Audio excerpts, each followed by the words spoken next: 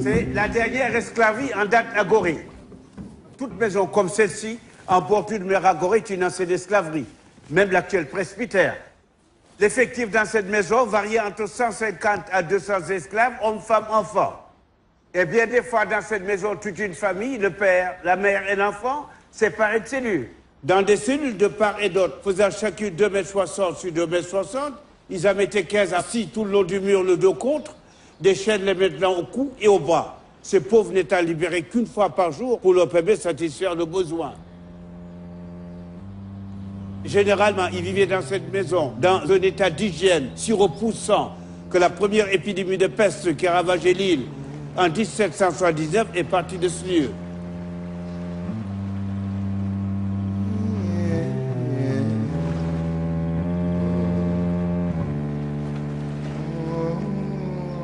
Étrange marché aussi, où la valeur d'un enfant dépendait de sa denture, comme le cheval. La valeur d'un homme, de son poids et de sa musculature. La valeur d'une femme dépendait de ses seins et de sa virginité. Ces esclaves, on les palpait comme du bétail, pour permettre à l'acquéreur aux marchands de discuter sur la valeur musculaire de chacun. Parce que chaque ethnie africaine avait sa cote et sa spécialisation, comme une espèce bovine ou chevaline. Ils partaient de cette île sous des numéros matricules, jamais sous leurs noms africains. Alors, à partir de la porte qui donne sur la mer, que nous appelons la porte du voyage sans retour, pour ces esclaves, c'était adieu l'Afrique. La séparation était totale. Le père sur la Louisiane, aux USA, la mère au Brésil ou Cuba, l'enfant à Haïti ou les Antilles. Et là, vous aurez le type de chaîne que l'esclave avait aux chevilles au moment où il allait aux toilettes. Alors, au milieu de la chaîne, une grosse boule.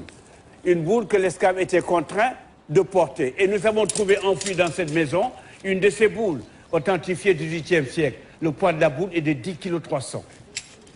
Cet anneau d'esclave nous vient de Bordeaux, que nous avons reçu il y a quelques années, des maîtres de la maire de Bordeaux, qui en a fait don à la maison d'esclave du XVIIIe siècle et sa fameuse clé. Voilà, madame, monsieur, on parle beaucoup des camps de concentration juifs que nous respectons en tant qu'Africains. Les camps de concentration juifs n'auront pas duré plus de 12 ans. La traite des Noirs aura duré 3 siècles, de 1536 à 1848. Heureusement, aboli par la force, on ne parle presque jamais de cette traite des Noirs. Eh bien, en tant que conservateur de ce lieu, madame, monsieur, j'en parlerai toute ma vie. Car il faudrait que ce lieu demeure pour les générations futures, afin que l'histoire ne se répète pas. Merci d'être venu.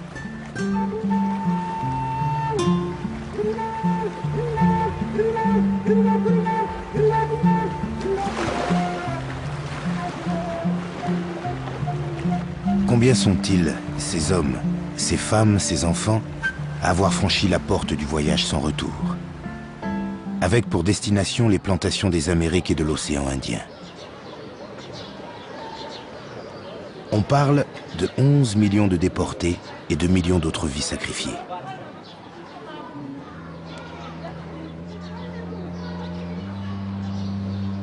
Du XVIe au XIXe siècle, les grandes puissances européennes se lancent dans la traite négrière avec l'absolution de l'Église.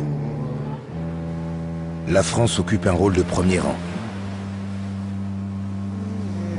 La mer deviendra le tombeau de milliers d'Africains morts sans sépulture.